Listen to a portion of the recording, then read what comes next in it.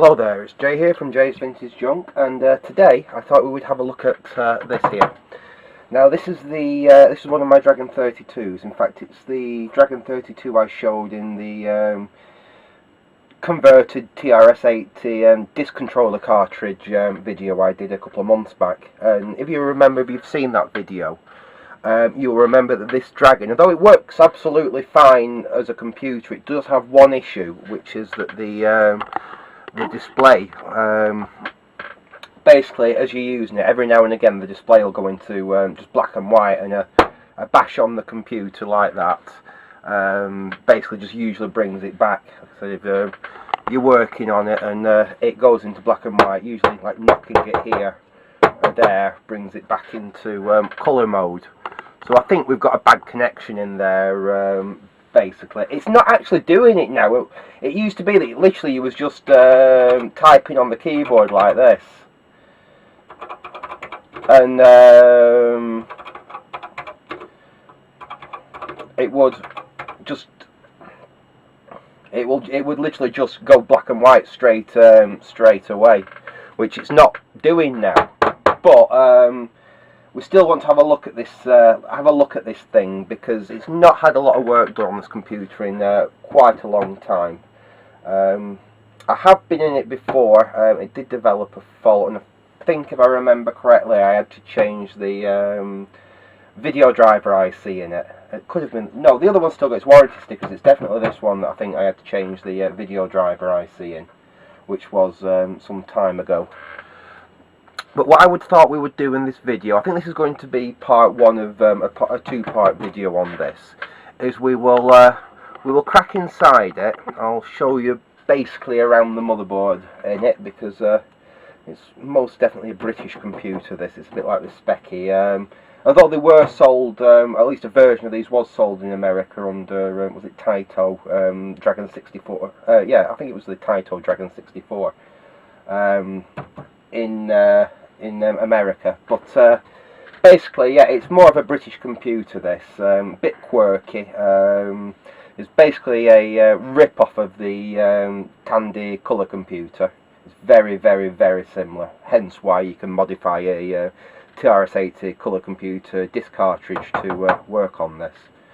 But like I said, the aim of this video today is we're going to get inside it, have a look around the board, and I'm going to work out what capacitors I possibly need to change in it, because I think I am going to give this one a oh yeah, we did actually get it to go in black and white then, just by basically if you tap. Oh, it stopped doing it now. But basically, yeah, there's definitely a loose connection inside it, and we want to have a look at the capacitors, because apart from, I think, that video driver IC, all the components in this are original, and I'm sure some of them are probably getting into a bit of a poor state now, being this is from, what, 82 or 83. So I will switch it off. We will disconnect the power and disconnect the video from it. There's the video cable. And we will get inside it, and I will show you the inside of this computer. They are lovely, well-built machines, these. They're kind of like poor man's BBC. That's the only way I could describe the keyboard and the case on them. Is basically a poor man's BBC.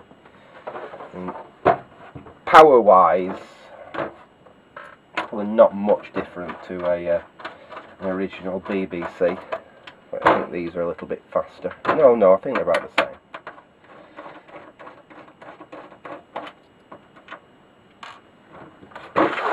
There's only 4 screws in the bottom of this to get in there.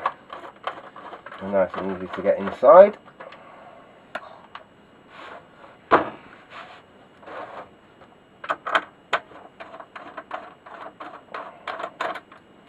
That's the 4 screws out, and then let's get inside here. There we go. Right, we're in. Can you see this okay? Let's have a see what we can do to make this a little better. In fact, what I will do is I'll take the keyboard out, because that'll make us be able to see the board a little bit better.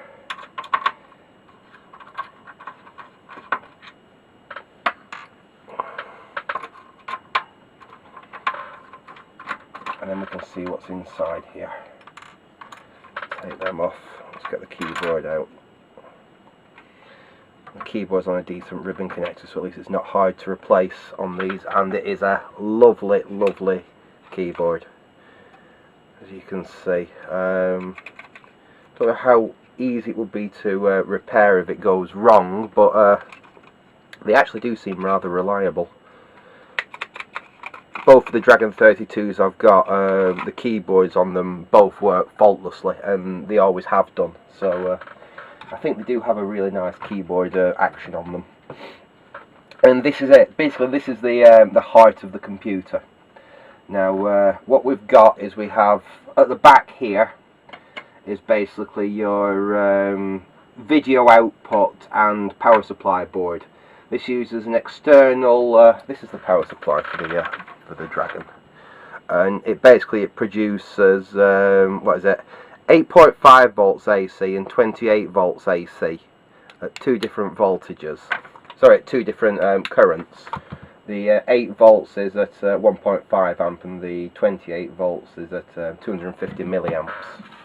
And using the what you've got in here, which is very, very basic, it's a couple of diode bridges, power transistor.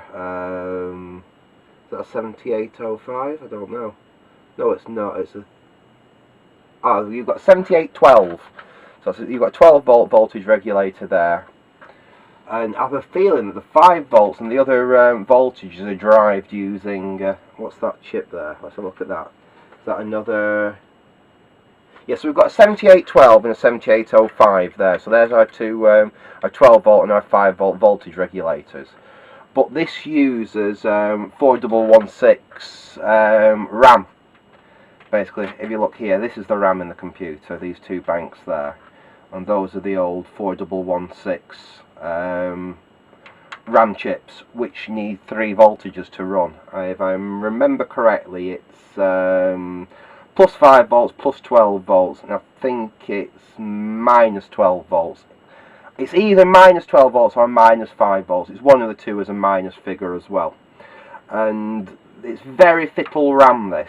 Basically, if one of them voltages is removed from the IC in the wrong sequence, it fries the RAM. So the voltages in this are quite critical. Spectrums are the same. Spectrums, the first 16K in a spectrum uses exactly the same RAM as this, and that, like I said, is one of the other problems with spectrums as well. That you lose a voltage because, say, one of the transistors has gone in the power supply because you've plugged or unplugged a peripheral with it plugged in. You lose one of the supply rails for a second, and it fries some of the RAM chips. But yeah, so basically, this back section there, like I said, TV modulator, that's your video output there, power switch, some smoothing, your voltage regulators, switching transistor, and there's not really much else to it. Like I said, that's fairly simple. We will test these capacitors and see what state they're in. Probably I'm going to just replace them all, actually. Being how old they are, that old Philips one there looks rather manky. What have we got here? Is that got a 4700 UF. I might have to take that board. Yeah, in fact, let's take this board out of the actual computer and we can have a better look at it. It's easy enough to do on this. Oops. Try not to drop your screwdriver into the computer. Doesn't do them much good. To take this one out.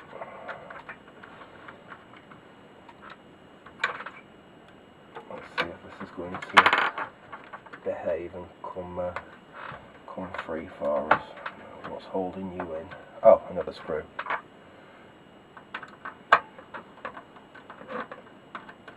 There we go. We should be able to remove this this board from the computer and have a closer look at them capacitors. There we go. So there is the power board in question. So we've got in fact, I'm just going to replace these because I want to keep this in my collection. So I want to future-proof it. So we've got two 4700 UF 16 volt capacitors there that we will, in fact the leg on that is looking a little manky, which we will replace. We have a 220 UF capacitor there which we will replace. Don't need to bother about these, they don't cause a problem. In fact, there's a...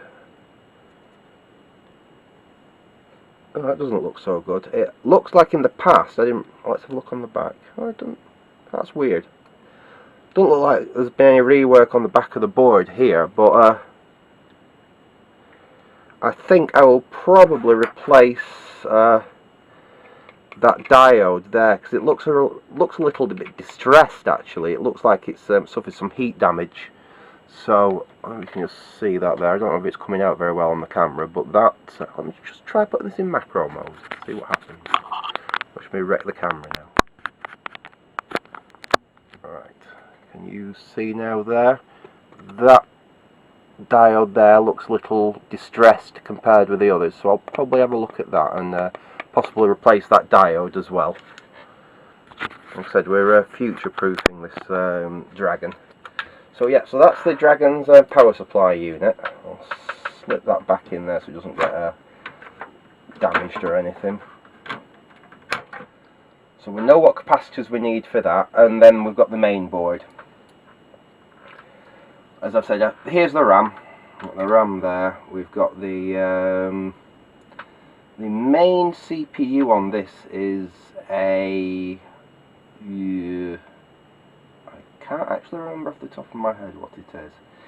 It's a derivative of is it 6809? I think it's something like, yeah, it says it's a 6809. It's that Motorola one there. It finally came back to my memory then. Yes, it's the Motorola 6809 processor running, I think, at about 900 Hz, just under 1 megahertz. Think it might be 1 megahertz, but I think it's not very fast anyway, but it doesn't need to be. It's quite an efficient processor. So we've got the processor there. I believe we have here's the ROM with the Dragon data on it, and this has, I think, they're either 8 or 16K each. Like I said, that's got the ROM for the basic in it, basically. We have, I think that's an SN74L. It's basically it's like a ULA type affair there. We have the video driver IC, which is what I have replaced in the past on this one. So that has been replaced. I haven't replaced, but it looks like there's some of the glue logic here has been replaced in the past. Everything else looks fairly decent on it, but we have 1, 2, 3, 4, 5, 6 electrolytic capacitors and some tantalum capacitors on here as well, actually. Some people say, oh, replace tantalum capacitors on site. Personally, I've never had a major issue with them, unless you connect the voltage up to them backwards, which they can get rather fun. I nearly lost an eye when I was about 12 years old through a tantalum capacitor letting go, and it shot off the board and literally it missed my eye by ½ an inch. So yeah, I have a bit of respect for tantalum capacitors, but if you don't do anything daft with them, usually they're absolutely fine. I have just, I don't know what's that, is there a little bit of corrosion on that? There is a little bit of corrosion on that SN74 S00 there. I don't know what's, we'll have a look at that at a later date, but I know Gadget UK's mentioned about things leaking out of ICs now. I know it was going on about RAM ICs, but this definitely, all the rest of the legs look okay on it, and there's just one leg in the centre there, and it looks like whatever's, I don't know, whatever's on it is actually oozed out of the chip. So we'll have a look at that. Like I said, the computer does work. It's the only thing it is a video issue with it, which could very well be something as simple as a bad contact between this board and that board, so we'll clean all these contacts up as well. And that's about it really. They really are quite simple computers, these. Like I said, I think Motorola produced a data sheet with an example computer using that processor, and I think Tandy for the Coco pretty much copied it, and I think Dragon basically thought, oh well, if they can do it, so can we, and they basically use exactly the same design as Tandy did or Radio Shack did.